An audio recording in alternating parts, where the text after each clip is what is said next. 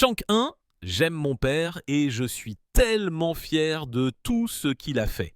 Il est vraiment un modèle incroyable pour moi et je n'aurais pas pu rêver d'un meilleur père ou de quelqu'un qui me soutienne davantage pendant toute cette expérience. J'ai fini de faire semblant. C'est la phrase qui a secoué le monde de Simone Johnson et stupéfié les millions de personnes qui la connaissent comme la fille de The Rock. À seulement 23 ans, elle est sortie de l'ombre massive de son père avec une vérité si brute, si inattendue, qu'elle force les gens à la voir, elle et lui, sous un jour complètement différent. Les débuts difficiles qui ont bâti une légende. Dwayne The Rock Johnson est un nom connu de tous depuis des décennies, que vous l'ayez découvert tant que champion de catch trash parler ou tant que héros de film à succès, une chose a toujours été claire. Ce type avait le charisme d'une star. À 53 ans, il est toujours aussi cool, confiant et incroyablement prospère qu'avant. Mais grâce à une récente révélation de sa fille, les fans découvrent soudain un tout nouveau côté de lui, un côté qui prend tout le monde au dépourvu. Alors, qu'a révélé sa fille et pourquoi cela change-t-il la façon dont les gens voient The Rock ? Ne bougez pas car nous allons tout vous raconter. Mais avant de plonger dans le vif du sujet, revenons un peu arrière, car pour vraiment comprendre Dwayne, nous devons remonter au début. Dwayne Johnson est né le 2 mai 1972 à Hayward, Californie. Sa mère, Ata Maivia, est issue d'une famille de lutteurs samoans respectés, tandis que son père, Rocky Johnson, était une star du catch à part entière. Rocky, qui était un noir néo-écossais avec des racines irlandaises, est entré dans l'histoire tant que l'un des membres de la première équipe de champions noirs de la WWE, équipe avec Tony Atlas, 1983. Le catch était quelque sorte dans le sang de Dwayne. Son oncle Ricky a également lacé ses bottes sur le ring. Son grand-père maternel, Peter Maivia, était une légende de ce sport et sa grand-mère, Lia Maivia, a innové devenant l'une des premières promotrices de catch. Elle a dirigé Polynesian Pacific Pro Wrestling après le décès de son mari. Avec une famille comme celle-là, il n'est pas étonnant que Dwayne ait plus tard trouvé son chemin vers le ring, mais avant la gloire, le voyage a été tout sauf facile. Enfant, Dwayne a beaucoup déménagé. Il a vécu brièvement à Grayling, Auckland, Nouvelle-Zélande, où il a joué au rugby et fréquenté la Richmond Road Primary School. Après cela, il est retourné aux États-Unis et a déménagé dans plusieurs États, Caroline du Nord, Connecticut, Hawaï, Tennessee, avant de finalement terminer ses études secondaires à Bethlehem, Pennsylvanie. C'est là que les choses ont vraiment commencé à changer. Au Freedom High School, Dwayne était difficulté. Il avait été arrêté plusieurs fois avant l'âge de 17 ans pour des bagarres, des vols et même des fraudes aux chèques. Chunk 2, un article de l'époque le qualifiait d'adolescent perturbé ayant des antécédents de démêlés avec la police. Il a même été suspendu pendant 2 semaines pour s'être battu. Mais quelque chose a changé lorsque l'entraîneur Jody Quick l'a repéré. L'entraîneur de football a vu un potentiel que d'autres ne voyaient pas et l'a invité à rejoindre l'équipe tant que plaqueur défensif. Cette invitation a fini par changer tout le parcours de Dwayne. Il a parlé depuis, disant que c'était le moment où son état d'esprit a commencé à changer. Il a commencé à penser à des objectifs, à ce qu'il voulait devenir. Le football lui a donné un but. À partir de là, il a commencé à redresser la barre. Il ne faisait pas que partie de l'équipe de football. Il a également rejoint les équipes d'athlétisme et de lutte. Et même s'il n'avait joué au football que pendant 2 ans au moment où il était terminal, son athlétisme naturel lui a permis d'obtenir une bourse complète à l'université de Miami. Miami n'était pas n'importe quelle école de football, c'était l'une des meilleures du pays. Dwayne a rejoint l'équipe 1991 juste à temps pour les aider à remporter le championnat national. Il a joué plaqueur défensif comme au lycée, mais sa carrière universitaire n'a pas toujours été un long fleuve tranquille. Il s'est retrouvé derrière de grands talents sur la feuille de match, dont la future légende de la NFL, Warren Sapp. Conséquence, il a surtout joué des rôles de remplaçant. Malgré tout, Dwayne a tiré le meilleur parti. 4 ans, il a participé à 39 matchs, a enregistré 77 plaquages et a réussi 4,5 sacks. Ce n'est pas mal du tout compte tenu du niveau de la compétition. Il a obtenu son diplôme 1985 avec un baccalauréat d'études générales et une double spécialisation criminologie et physiologie. Et dehors du terrain, il était tout aussi actif. Dwayne était connu pour prendre la parole dans les écoles de Miami, utilisant sa propre vie comme exemple pour inciter les enfants à rester à l'école et à éviter la drogue. Il montrait déjà des signes du motivateur et du modèle puissant qu'il allait devenir plus tard. Après avoir obtenu son diplôme, Johnson a été engagé par les Stampeders de Calgary, de la Ligue canadienne de football. Calgary l'a fait passer de plaqueur défensif à secondeur. Il a été affecté à l'équipe d'entraînement de Calgary, mais a été coupé 2 mois après le début de la saison 1995 de Calgary. De $7 à la superstar mondiale, l'ascension de Dwayne The Rock Johnson. 1995, Dwayne Johnson a touché le fond. Coupé des Stampeders de Calgary, ses rêves de jouer au football professionnel ont été anéantis. Chunk 3, il n'avait que $7 poche, dormait sur le canapé d'un ami et n'avait pas de voie ni toit clair à suivre. Mais ce moment de défaite allait marquer le début de l'une des histoires de retour les plus inspirantes du monde du sport et, plus tard, d'Hollywood. Le catch était dans son sang. Son père, Rocky Johnson, et son grand-père, Peter Maivia, étaient tous deux des légendes dans ce domaine. N'ayant plus rien à perdre, Dwayne a tenté sa chance dans le catch. 1996, le lutteur vétéran Pat Patterson l'a aidé à obtenir des matchs d'essai avec la World Wrestling Federation, WWF. Il a commencé sous son vrai nom, montrant des éclairs de potentiel même lors de ses premières défaites. Plus tard cette année-là, il a rejoint la United States Wrestling Association de Jerry Lawler sous le nom de Flex Kavanaugh, remportant 2 championnats par équipe avec Bart Sawyer. La WWF l'a remarqué. Ils l'ont engagé et l'ont rebaptisé Rocky Maivia, hommage à sa lignée. Il a été présenté comme le premier lutteur de 3e génération de la compagnie. Faisant ses débuts au Survivor Series 1996, il a été le seul survivant de son équipe et a rapidement enchaîné avec une victoire au championnat intercontinental au début de 1997. Mais son image propre surprend n'a pas plu aux fans. Les chants de Rocky t'es nul et Meurs, Rocky meurt ont résonné dans les arènes. Le rejet a été brutal, puis le destin s'est mêlé. Une blessure légitime au genou, 1997, l'a forcé à quitter l'écran. Quand il s'y est revenu, il n'essayait plus de plaire à la foule. Il est revenu avec une attitude. Rocky Maivia avait disparu. À sa place se tenait The Rock. Arrogant, sarcastique et indéniablement magnétique, s'alignant sur la Nation of Domination, il est devenu leur star, finissant par prendre la direction. Son charisme et ses propos à la 3e personne ont fait de lui un heel remarquable. Et les fans qui le fuyaient autrefois ne pouvaient plus se lasser. La rivalité de The Rock avec Stone Cold Steve Austin, Triple H et Mankind Mick Foley a contribué à inaugurer l'ère de l'attitude de la WWF. Fin 1998, il a choqué les fans faisant d'équipe avec Vince McMahon pour remporter le championnat de la WWF au Survivor Series, cimentant ainsi son statut de grand méchant. Ces batailles avec Mankind ont donné lieu à des moments inoubliables, notamment le match brutal I Quit et le match légendaire dans une arène vide pendant la mi-temps du Super Bowl. Malgré de multiples changements de camp, la popularité de The Rock a grimpé flèche. Son honnêteté brutale et ses phrases bien fétiches ont fait un favori des fans. La WWF a même nommé sa nouvelle émission SmackDown, d'après l'une de ses phrases signature, un témoignage de son influence. Chunk 4. L'un de ses partenariats les plus appréciés a eu lieu 1999 lorsqu'il a fait équipe avec son ancien rival Mankind pour former la Rock and Sock Connection. Ce duo improbable a offert à la fois des rires et des victoires de championnat. Leur segment This Is Your Life est devenu l'un des plus regardés de l'histoire de la WWE. Même lorsqu'il perdait des matchs, comme à WrestleMania 2000 lorsque Vince McMahon l'a de nouveau trahi, sa popularité n'a cessé de croître. Au début des années 2000, The Rock n'était plus seulement un lutteur.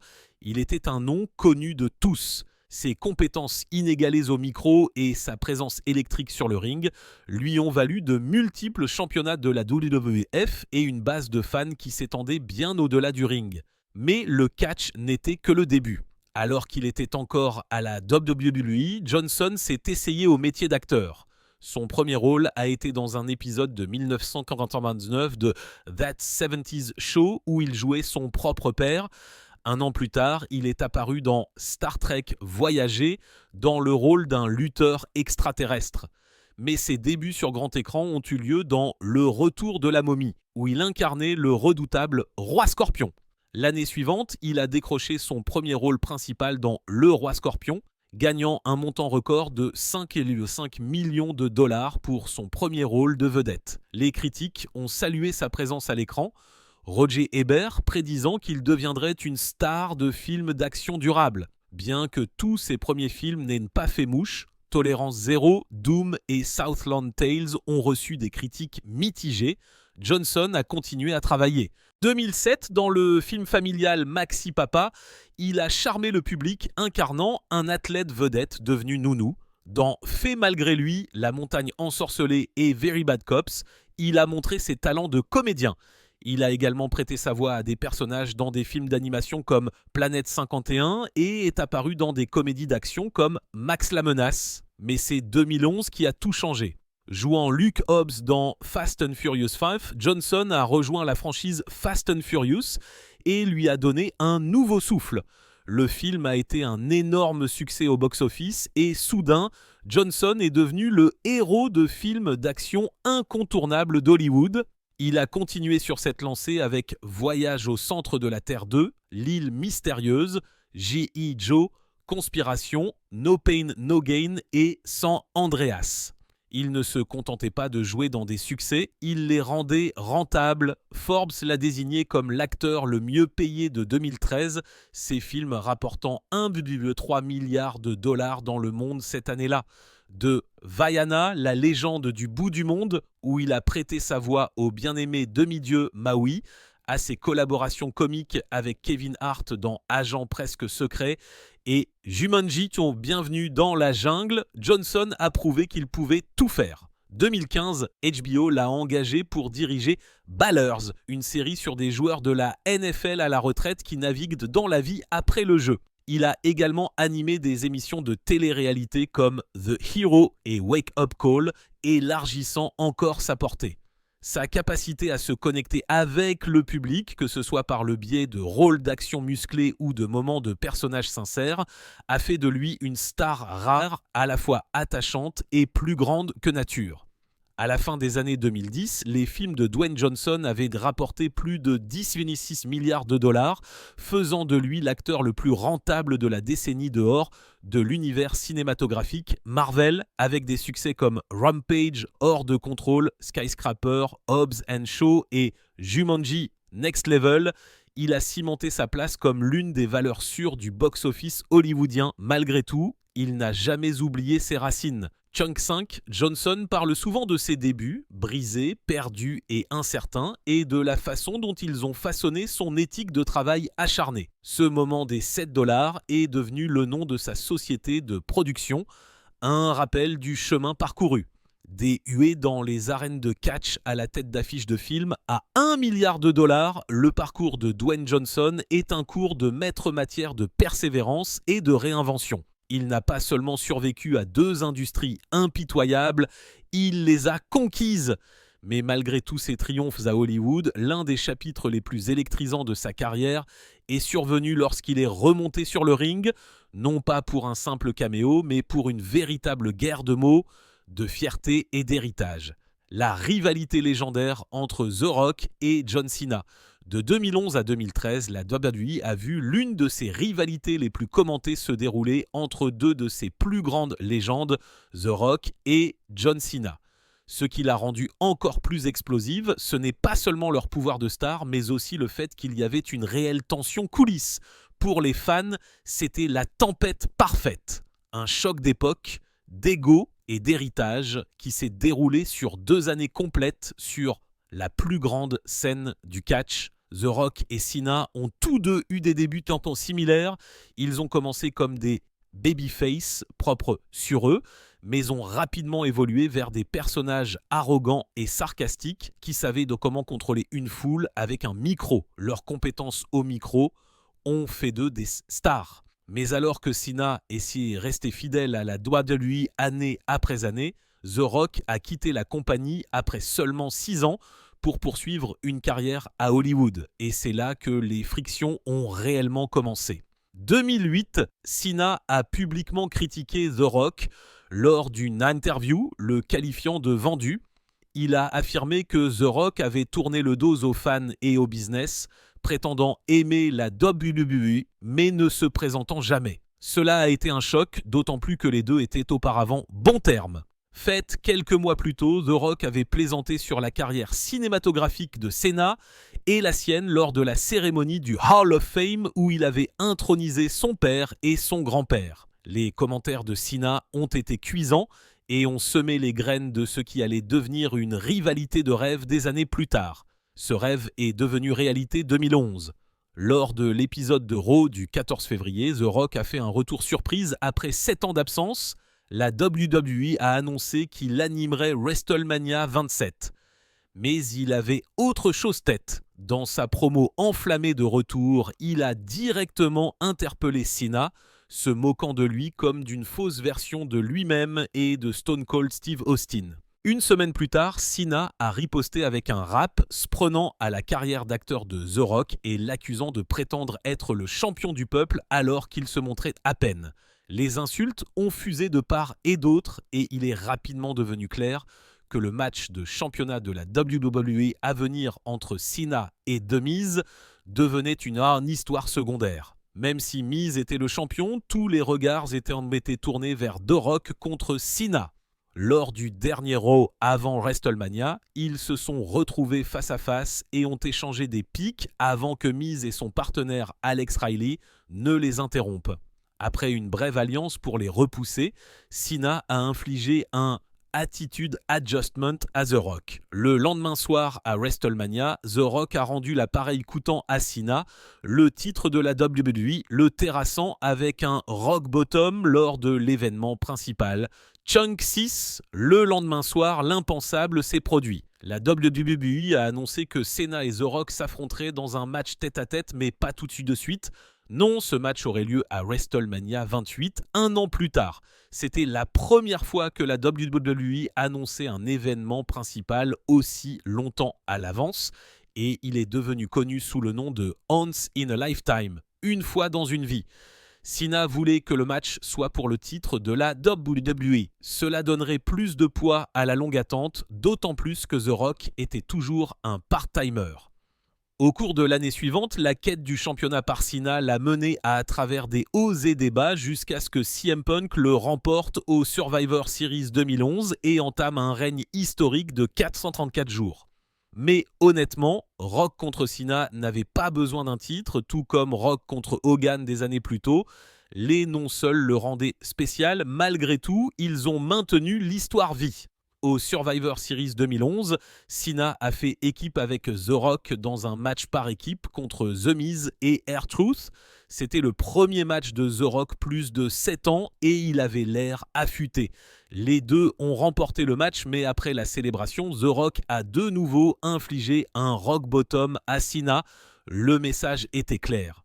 Il n'était pas là pour se faire des amis. À l'approche de WrestleMania 28, les choses sont devenues personnelles. La véritable tension entre les deux a transpiré dans le scénario. Après Elimination Chamber 2012, Cena s'est tenu sur le ring et a exprimé sa frustration. Il a dit qu'il ne respectait pas The Rock, se qualifiant de l'un d'entre nous, alors qu'il n'avait pas été là. Cena se battait pour les gens qui étaient restés fidèles à la WWE, pas seulement quand c'était pratique. The Rock a répondu se moquant de l'image de gentil garçon de Cena et disant que les fans avaient marre de le voir mis avant de force. À l'époque, le personnage de Super Cena, toujours gagnant, toujours souriant, était devenu fade, surtout pour les fans plus âgés. Cette rivalité lui a donné l'occasion de montrer plus de mordant. Il a même reproché à The Rock d'écrire ses promos sur son poignet, Une vraie pique qui a touché The Rock au vif. The Rock a riposté, évoquant le mariage ruine de Cena lors de l'un de ses concerts de Rock Direct. Cena a répondu par un rap brutal. Pour la première fois depuis des années, la WWE avait une rivalité qui semblait brute, réelle et imprévisible. Lorsque WrestleMania 28 est finalement arrivé à Miami, la ville natale de The Rock, l'énergie était électrique. La foule était fermement derrière le champion du peuple. Chunk 7, le match lui-même était tout ce que les fans espéraient. Deux mégastars se sont affrontés, échangeant des finishers et profitant des réactions de la foule. Cena semblait sur le point de gagner, mais dans un geste audacieux, il a essayé de frapper The Rock avec son propre coup de grâce, le People's Elbow. Ce moment d'arrogance lui a coûté cher. Alors qu'il rebondissait sur les cordes, The Rock s'est relevé et l'a attrapé avec un rock bottom pour la victoire. C'était un résultat choquant. Beaucoup pensaient que The Rock, étant un part-timer, mettrait Cena avant, mais la victoire est allée au héros local et la foule a explosé. Once in a Lifetime s'est terminé avec The Rock debout, triomphant, mais la WWE n'avait pas tout à fait fini. Malgré le slogan, le match a eu lieu à nouveau l'année suivante. 2012, The Rock a annoncé qu'il se battrait pour le titre de la WWE au Royal Rumble 2013. Lors de cet événement, il a battu CM Punk et mis fin à son règne de 434 jours. Cena, quant à lui, a remporté le match du Royal Rumble. Et juste comme ça, le rematch était marche. Cena contre The Rock 2, cette fois pour le championnat de la WWE. Les fans n'étaient pas aussi enthousiastes la deuxième fois. Il n'y avait pas d'attente d'un an, pas de véritable hit et le résultat semblait prévisible. The Rock était un part-timer. Cena avait besoin de rédemption. Il ne fallait pas être un génie pour voir où cela menait. Pendant le match, The Rock a subi plusieurs blessures, dont une hernie et des muscles abdominaux déchirés. Cela a ralenti les choses et le match n'a pas tout à fait atteint les mêmes sommets que leur premier.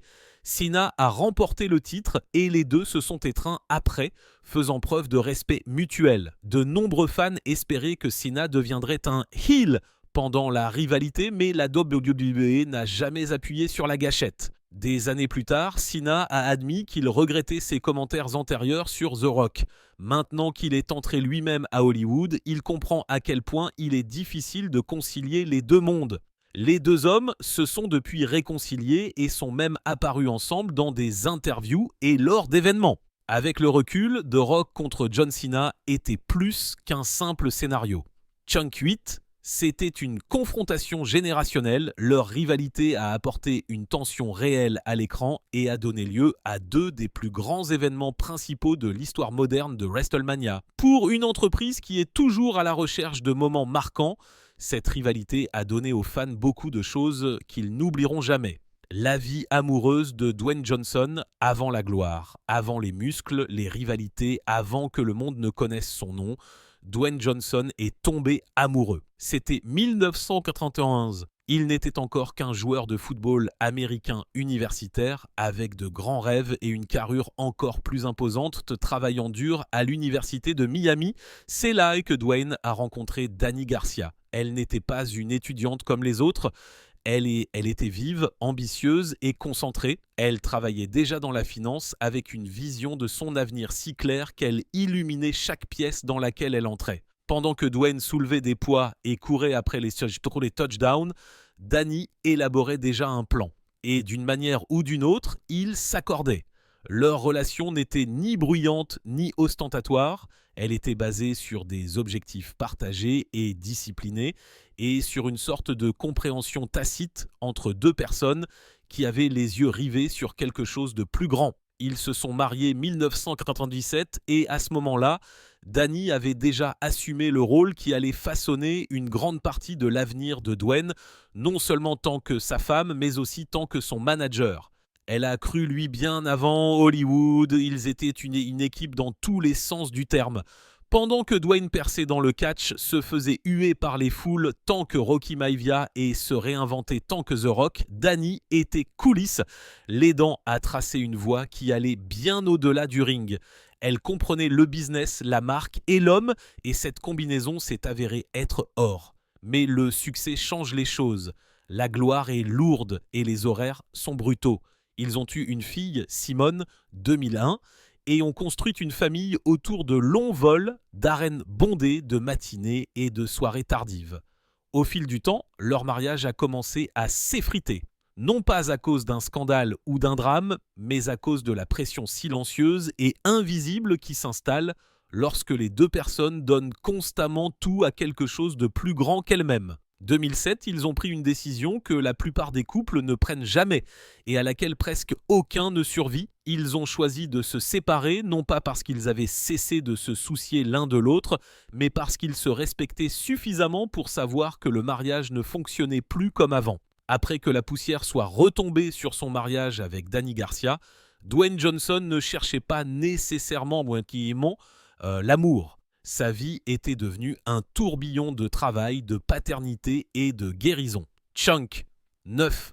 Mais parfois, l'amour ne fait pas irruption dans votre monde. Parfois, il se glisse tranquillement et prend racine avant même que vous ne réalisiez ce qui se passe. C'est ce qui s'est passé avec Lauren Ashian. Ils se sont rencontrés 2006 sur le plateau de Maxi Papa.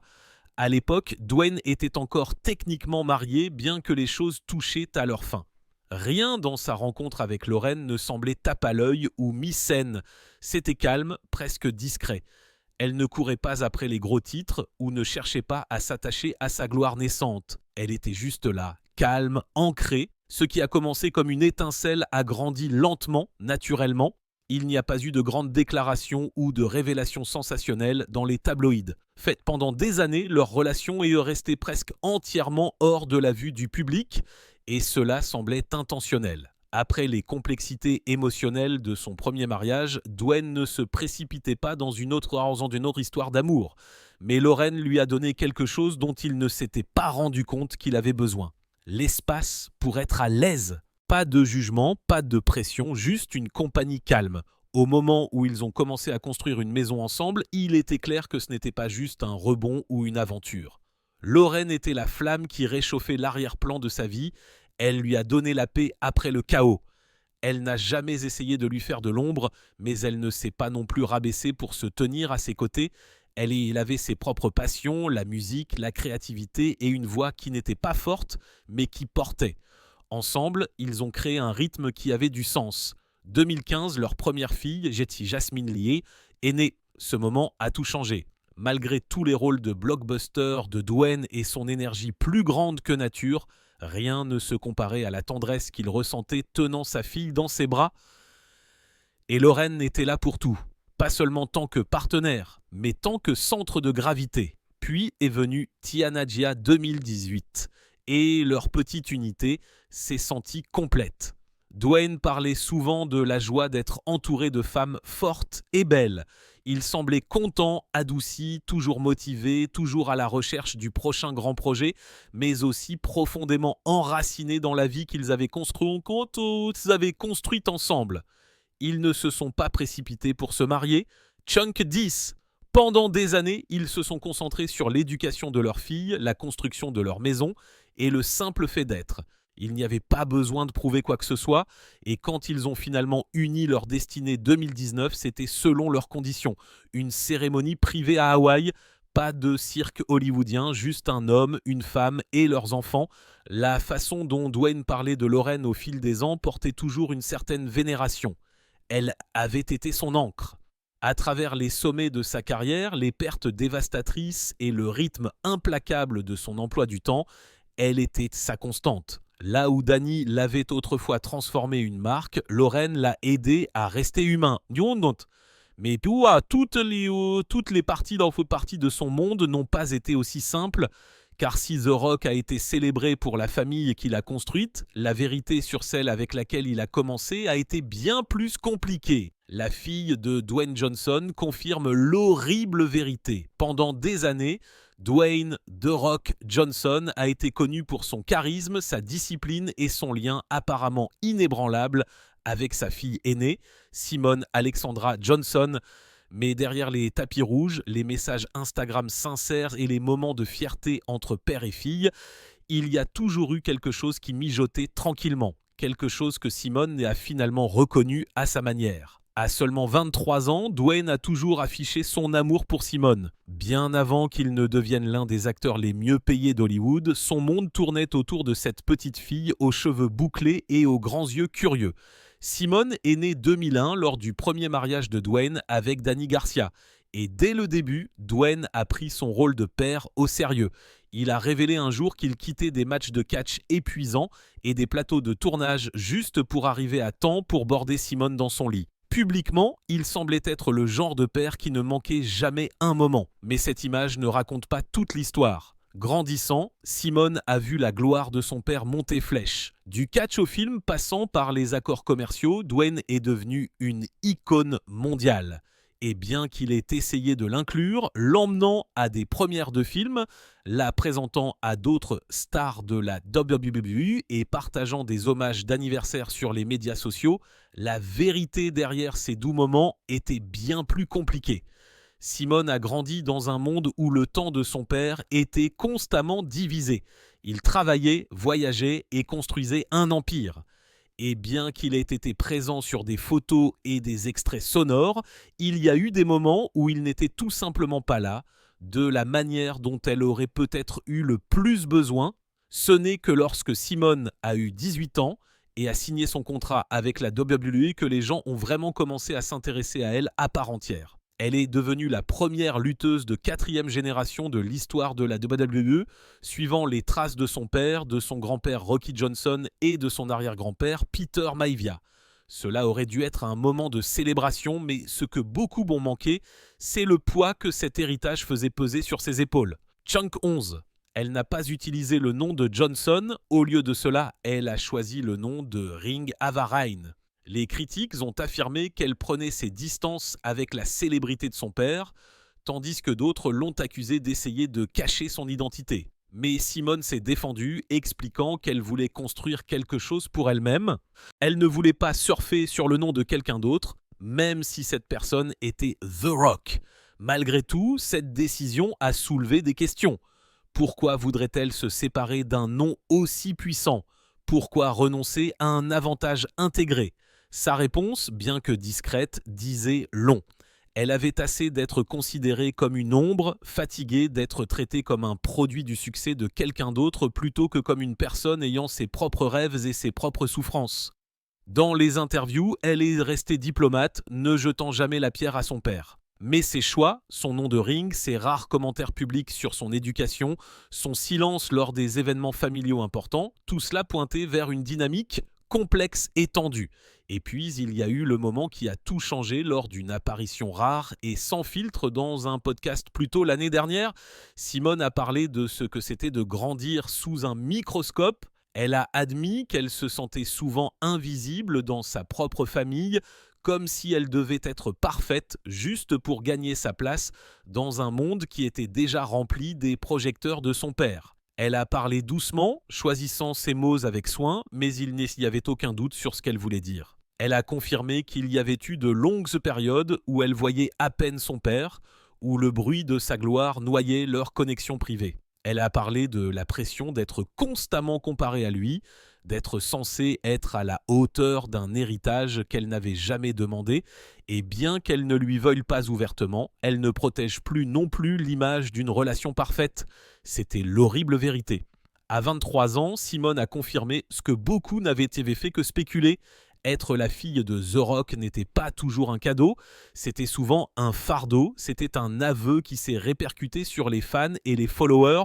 Les gens qui avaient idolâtré Dwayne comme le père ultime étaient soudainement en train de voir les choses différemment. Ce n'est pas qu'ils ne l'aimaient pas, bien sûr qu'ils l'aimaient, mais l'amour seul n'efface pas l'absence ni les dommages silencieux causés par le fait de passer toujours second plan après une carrière. Même Dwayne lui-même a montré ces dernières années des aperçus de réflexion. Dans des interviews, il a reconnu à quel point son emploi du temps était exigeant, combien il avait manqué de moments clés pendant l'enfance de Simone.